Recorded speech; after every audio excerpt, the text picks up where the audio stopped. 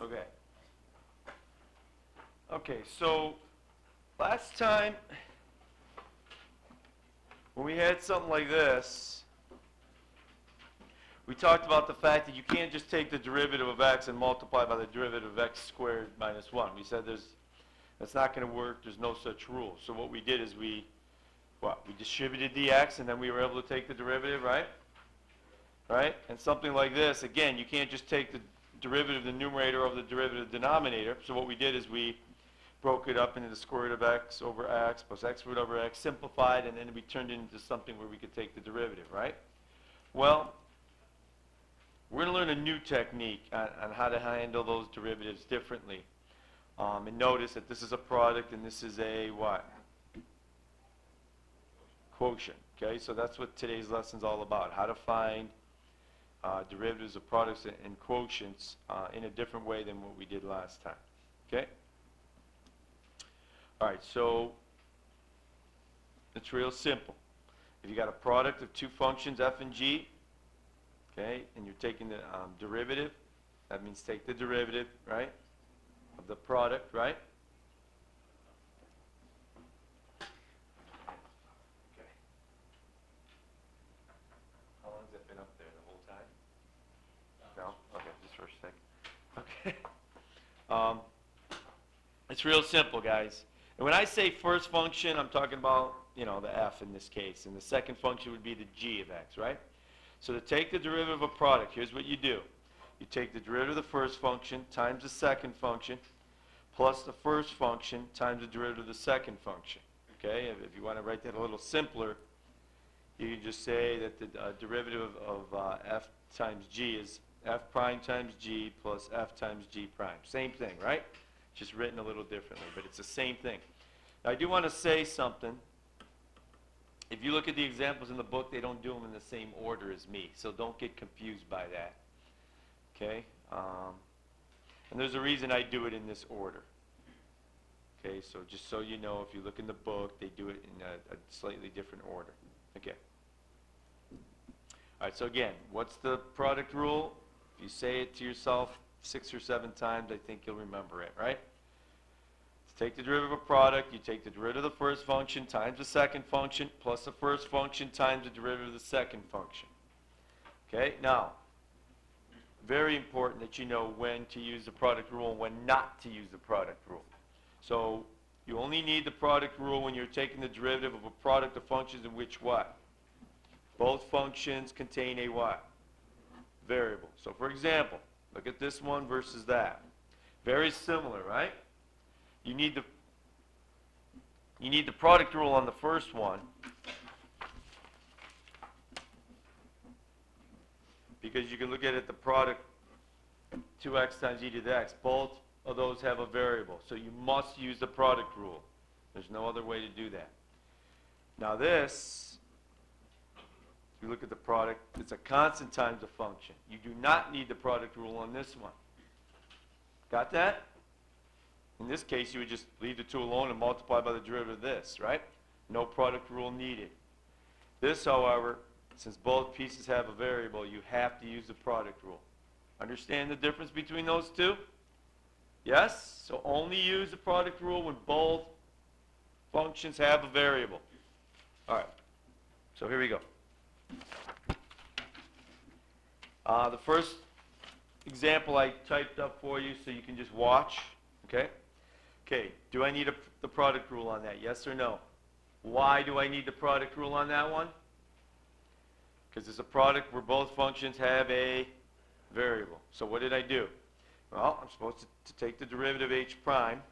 You take the derivative of the first function, so you take the derivative of x, times the second function, which is e to the x, plus the first function, which is x, and then times the derivative of the second function, e to the x. So doing that, what's the derivative of x? 1, and then you multiply by the second function, plus the first function, which is just x, and then times the derivative of the second function. What's the derivative of e to the x? E to the x.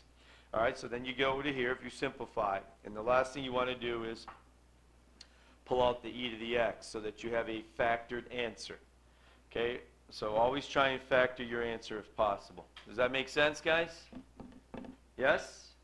All right, now this next one is tricky, and again, I type it up for you so you don't miss anything while I'm going through the steps. So please watch. Guys, do me a favor, put all your stuff under your desk.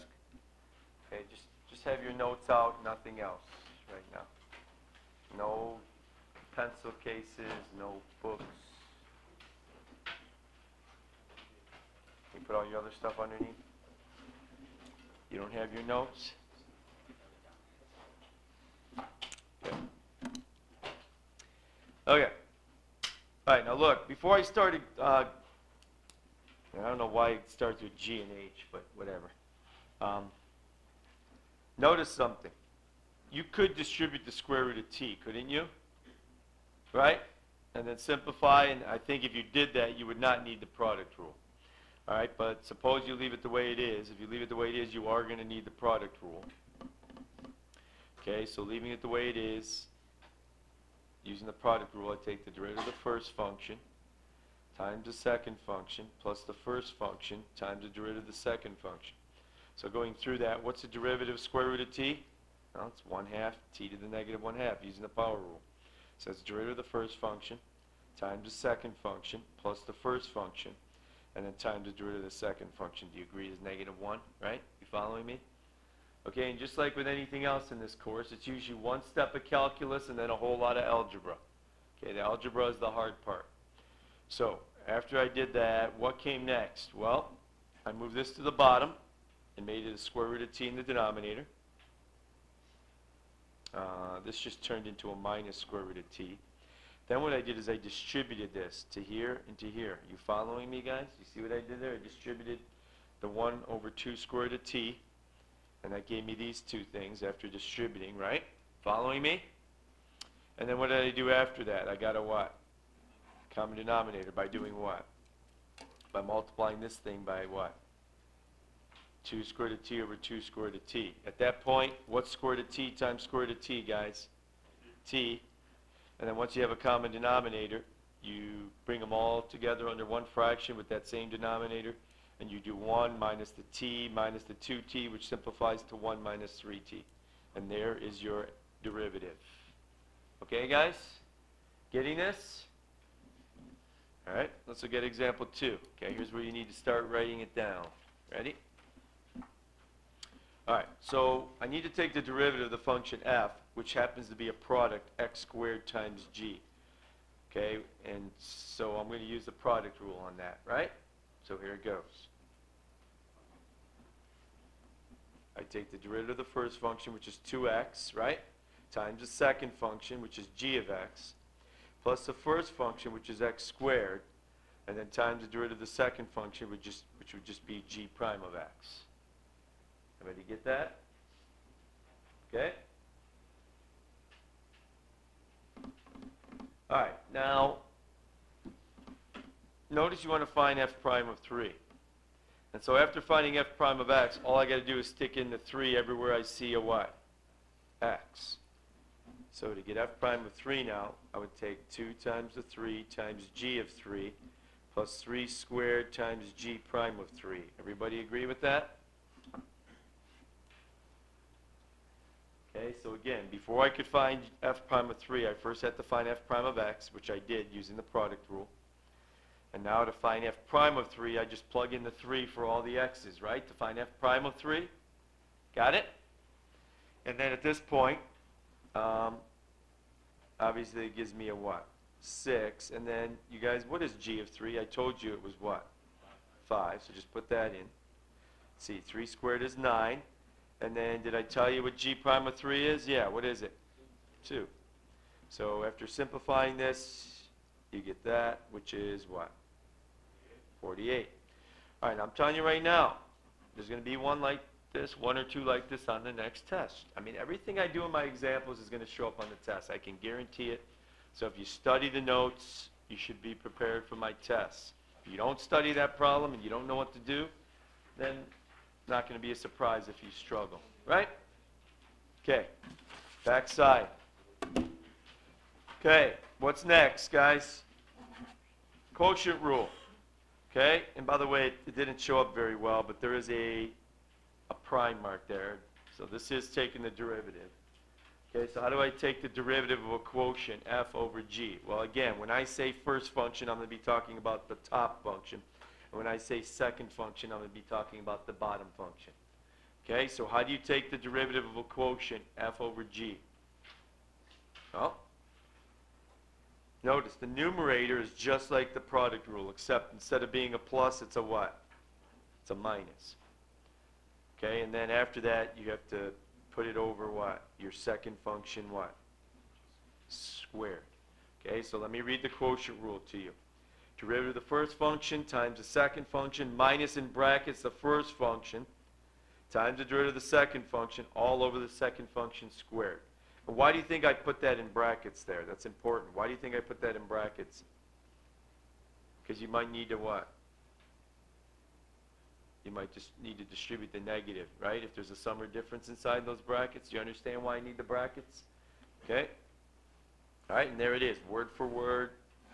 Please memorize the quotient rule along with the product rule, which I went over already. All right, here's an example worked out for you. You don't have to write anything down. Are you ready, guys? Okay. To take the derivative of that quotient, I use the quotient rule by taking the derivative of the first function times the second function minus in brackets the first function times the derivative of the second function, and then all over the second function squared. Correct? And again, that's one step of calculus. The rest is all what? Algebra, right? Okay, so here we go. What did I do next, guys? What did I do to clean up that mess? What did I do? Look at it. I what? I did what with the 2x? I what? I distributed it to the 1 and the 4x, and that gave me that and that. And then this whole mess just turned into what? Just turned into what?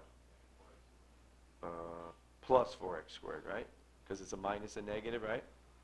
And then what did I do? Well, I combined these two into a what? To that. And then I pulled out a what on top?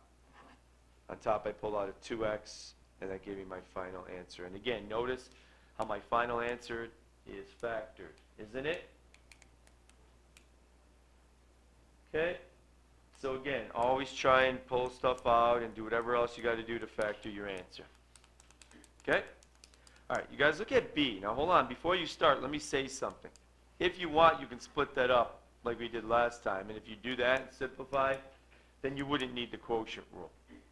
Okay, so that's one way to do that. However, for practice, let's just leave it the way it is. Now, everybody go ahead and try and do the quotient rule. Okay?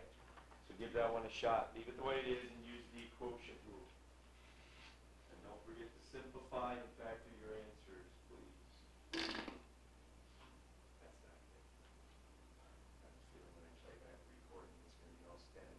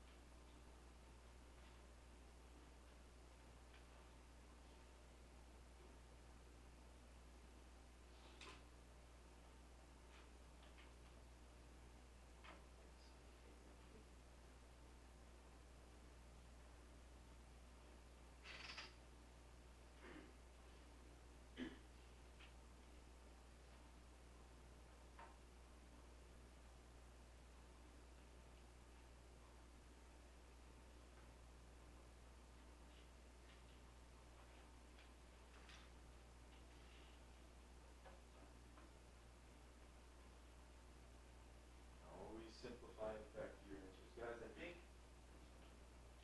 I think that the answers on this lesson in the back of the book are pretty good. I can double check that. I just, because, again, sometimes they don't go as far as I want you to.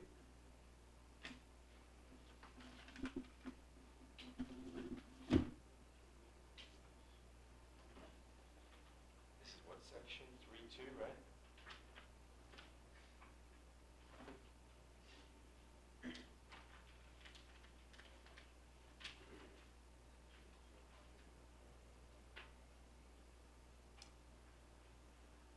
Yeah, I'd say for the most part, the answers are simplified the way I want them to be simplified. When you're checking your answers in the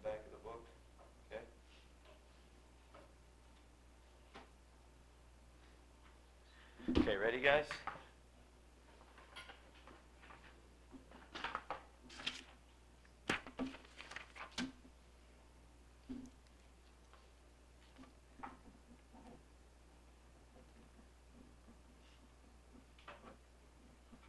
Okay, so leaving it the way it is, I'm going to have to use the quotient rule to take the derivative. Here it goes. So the derivative of y prime comes from taking the derivative of the first function, which is what? You tell me, guys. What is it? Come on. 2t.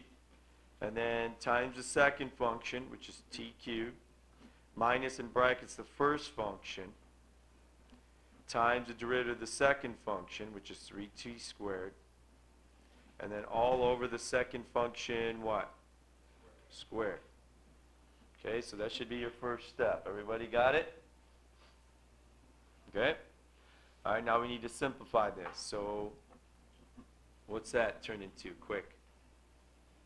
2t to the fourth. Now be careful here. You're going to have to distribute the minus and at the same time distribute the what? 3t squared, right? You have to distribute both of them at the same time. So doing that, you get what? Minus 3t cubed, right? Or, I'm sorry, t to the fourth, I should say, right? And then minus what? 3t squared. That's a 4 right there, guys. And then all over t to the what? What's the rule when you have a power to a power? You multiply them. All right, now what can I do on top? Well, these are like terms. Can I combine those into a negative t to the fourth, right?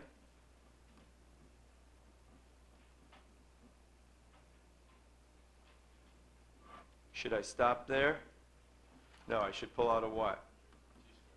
T squared along with a negative, right? When the leading term is negative, I'd like you to pull out a negative.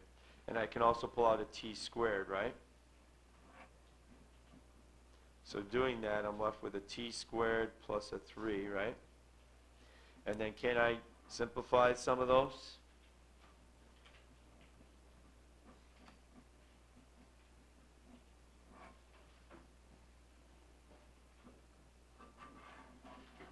Okay, everybody agree that's my final simplified and factored answer, right?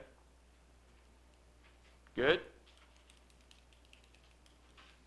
Is that what you guys ended up with? Okay, 2 more.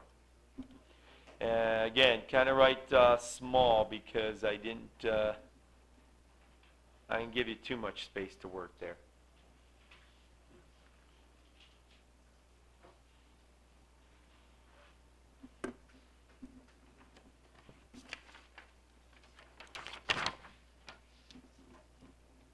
Okay, ready? We have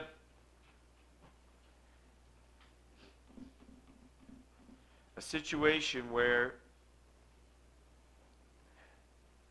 U is defined to be the product of F times G, and V is defined to be the quotient of F over G. And then I want you to find U prime and negative 1. Well, before I can find U prime and negative 1, I first need to find U prime of X, don't I? Right? Okay, so here we go. Well, since U is a product, don't I need to use the product rule on that to find the derivative of U? Right? I have to use the product rule. Okay, so here it goes. So U prime of X equal, you know what, I better do it on separate paper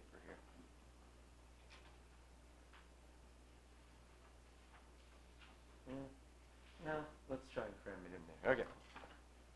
All right, so using the product rule, guys, don't I take the derivative of the first, which is F prime of X, times the second, which is G of X, plus the first function, which is F of X, times the derivative of the second function, which would be G prime of X. Everybody agree with that? Okay. Isn't that just using the product rule? Derivative of the first times the second plus the first times the derivative of the second, right? And now, once I have U prime of X to find U prime and negative 1, don't I just replace all the X's with negative 1?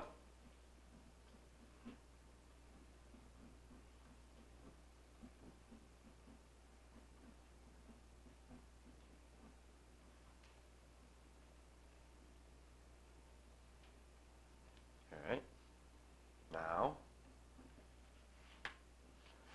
Basically, at this point, I'm going to fill in a value there, a value there, a value here, and a value here. Right? Okay. Are you ready, guys? How do I find the value of f prime of negative 1? You tell me. Well, there's f of x right here. There's f of x. How do I find f prime of negative 1 by looking at that graph of f? Yes?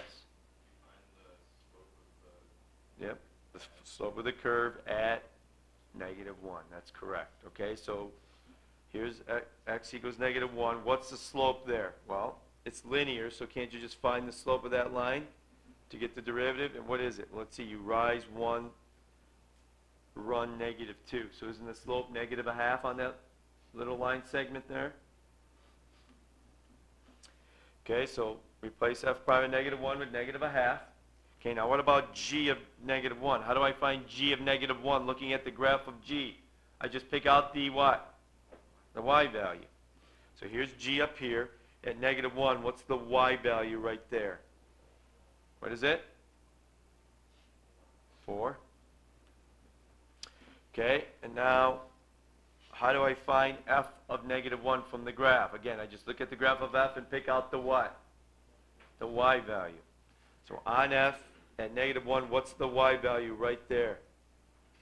What is it? 0. And then what about g prime of negative 1? Isn't that just a slope from g at negative 1? So looking at g, here's negative 1. What's the slope at the top of that smooth hill? 0. All right, so what's my answer here when I do negative 1/2 times 4 plus 0 times 0? What do I get? Negative 2.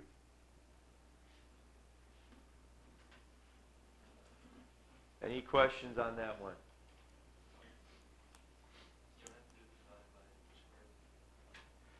Only on the quotient rule. This is a product, right? Now on v, since v is a quotient, here's where you're going to have to use the quotient rule, right? Got it, guys? Okay, so this one I'm going to do on separate paper because, again, I don't want to cram it in there.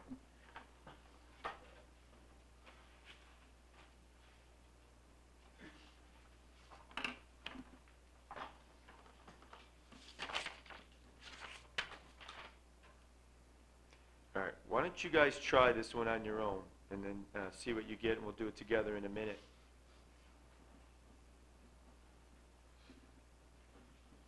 Go ahead and try this one.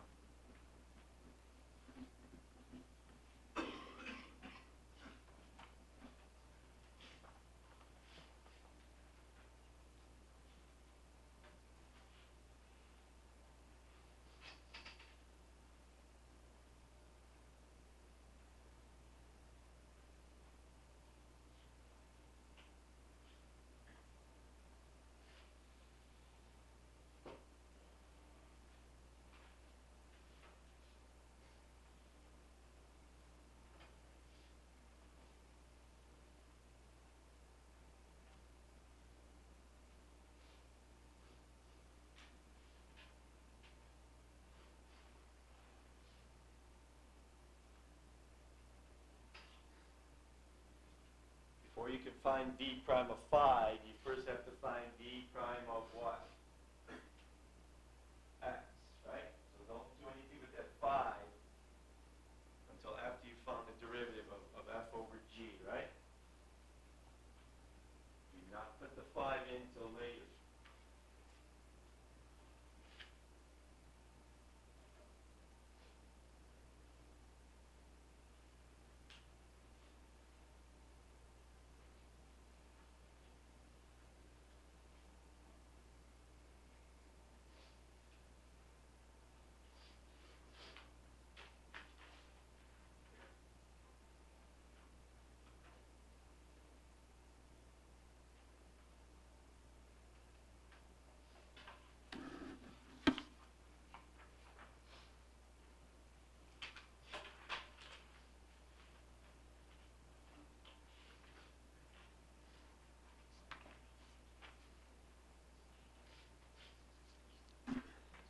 can keep working. I'm going to go ahead and get started up here. So,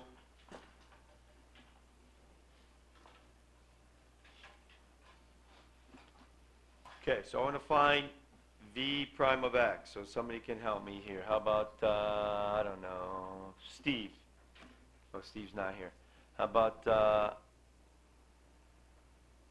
Mark? Obviously, I need to use a quotient rule, right? Oh, he's not here either. Mark here? Oh, I'm looking at another hour. No wonder. Okay. All right, how about Nick? Nick's not here. I have bad luck. Eric, Anthony. Okay, so using the quotient rule, right? Yeah. What do I do? What do I write first? F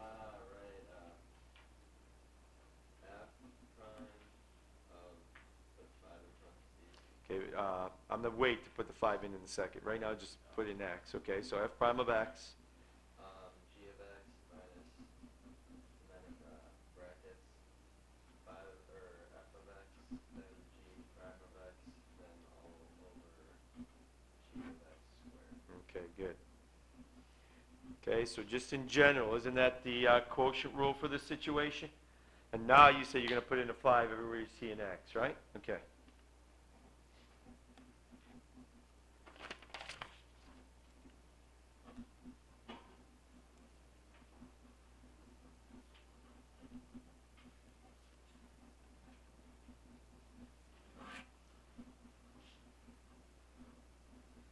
Okay, and now we're just going to start putting in values. So I'm going to put a bunch of blanks.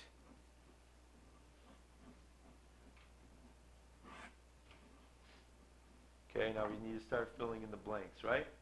And to do that, I'm going to look at the graphs, right? All right, so looking at the graph of f, what is the value of f prime of 5, Austin?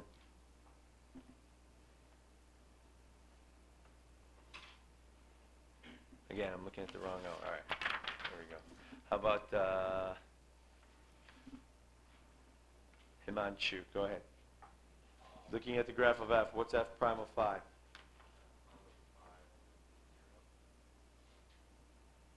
That's right, because you're looking at the slope right there, right? Okay, so looking at the slope of f at x equals 5, it's horizontal, so you're right, the slope is 0. Okay, g of 5 would be what, Olivia, from the graph? 5.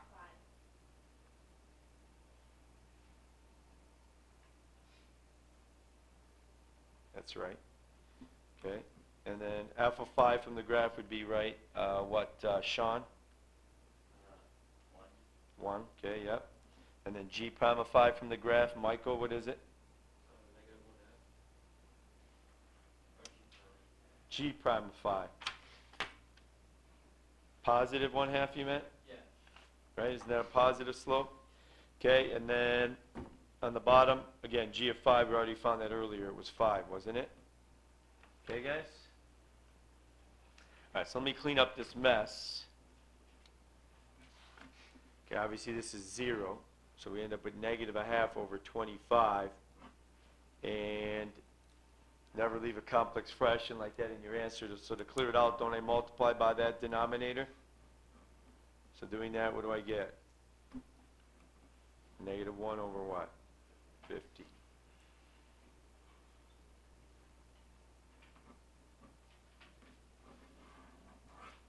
Okay? Make sense?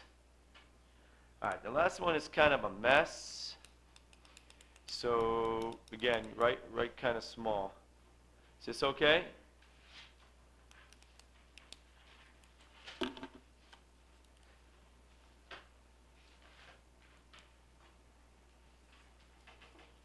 All right, last one.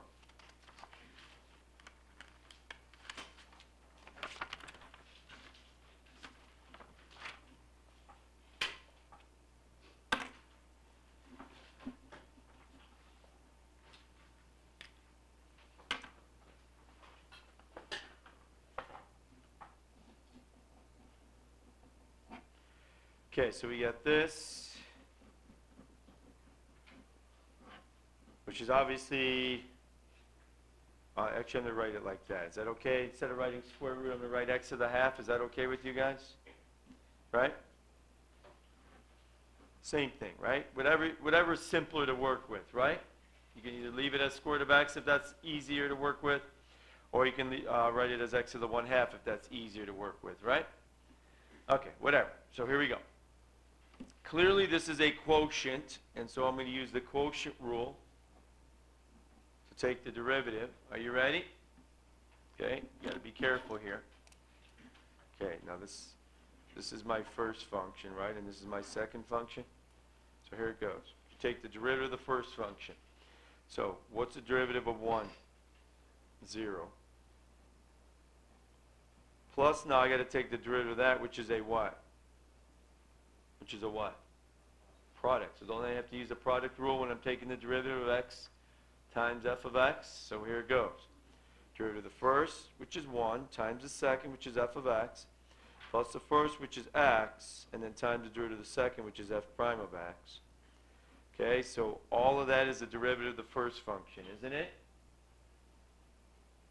And now times the second function, which is square root of x, and then minus in brackets the first function, which is this, times the derivative of the second function, which I'm going to have to use a power rule on. And then all over the second function squared. Take a look at it and make sure you see where everything came from.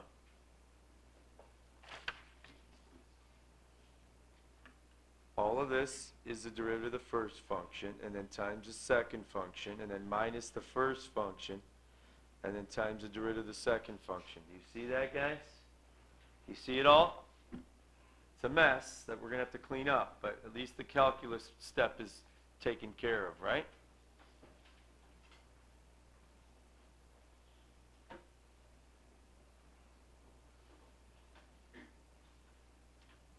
All right, so ready?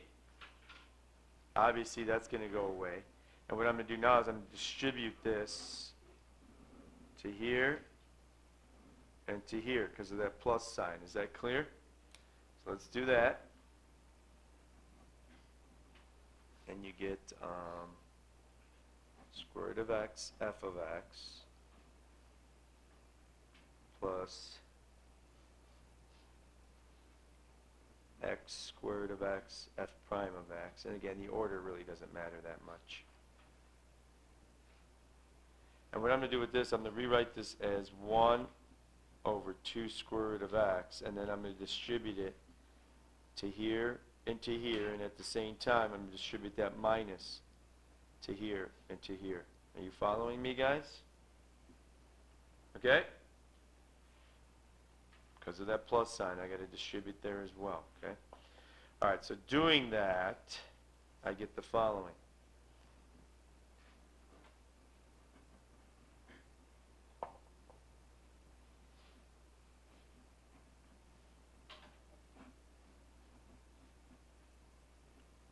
And then all over this, which those cancel out, giving you just x, correct?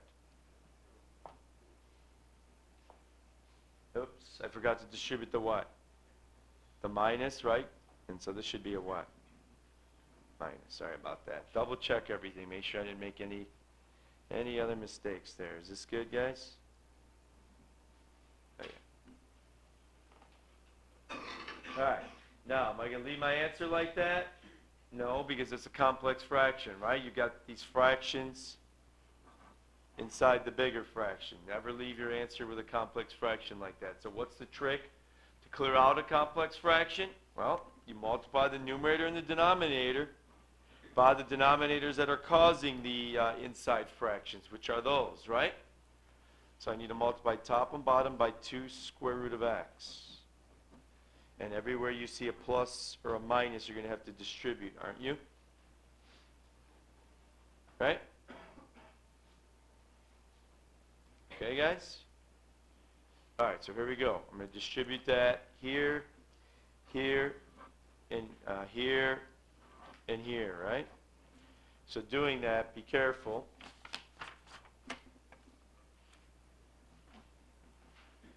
What's 2 square root of x times square root of x f of x? Well, what's square root of x times square root of x, guys? X. So don't I get 2x f of x in that spot, right? And then you got this plus. Okay, what's 2 square root of x times this? Well, again, square root of x times square root of x turns into what? X times x is x squared times 2 is 2x squared. And then you still have the f prime there, don't you? Okay, now what's 2 square root of x times 1 over 2 square root of x? 1. And then what's 2 square root of x times that? X what? F of x. All over what? 2x square root of x.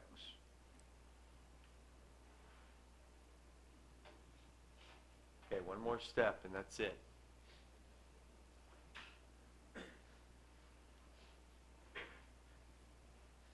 All right, guys, take a look at this. I've got 2x f of x minus another x f of x, turning those into what?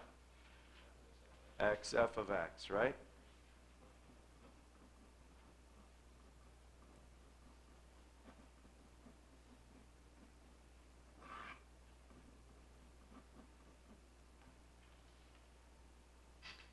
I don't see anything more you can do, do you? See anything else? No? Okay, then box it in.